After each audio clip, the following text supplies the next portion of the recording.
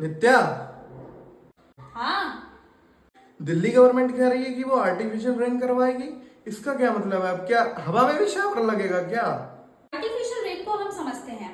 Artificial अगर word लगा है तो इसमें इसका मतलब इसमें कुछ ना कुछ ऐसा है जो कि नेचुरली नहीं और ह्यूमन उसमें इंटरफेयर कर रहा है, या फिर मैन मेड कह सकते हैं।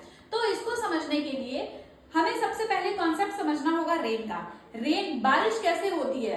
बादल, आप कहेंगे बादल बनते हैं और बरस जाते हैं, लेकिन बादल क्या है? वाटर ड्रॉपलेट्स के बहुत कॉम्बिनेशन, बहुत सारी जब बूंदें आपस में मिल जाती है तो उसे ही हम क्लाउड बोलते हैं।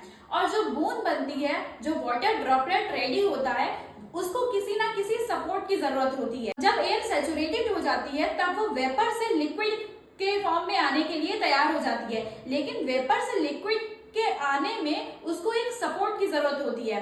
अब वो सपोर्ट को कुछ भी हो सकता है, कोई एरेसॉल हो सकता है, कोई पोल्यूटेड पार्टिकल हो सकता है, या फिर जो हमारे सी से जो सॉल्ट इवेपोरेट होते हैं वो भी हो सकता है। तो अब अगर हमें वो सपोर्ट ही नहीं मिल रहा है तो बूंद ही नहीं बन रही है, बूंद ही नहीं बन रही है तो बादल ही नहीं बन रहे हैं, और जब बादल ही नहीं बन रहे हैं तो बारिश कैसे होगी?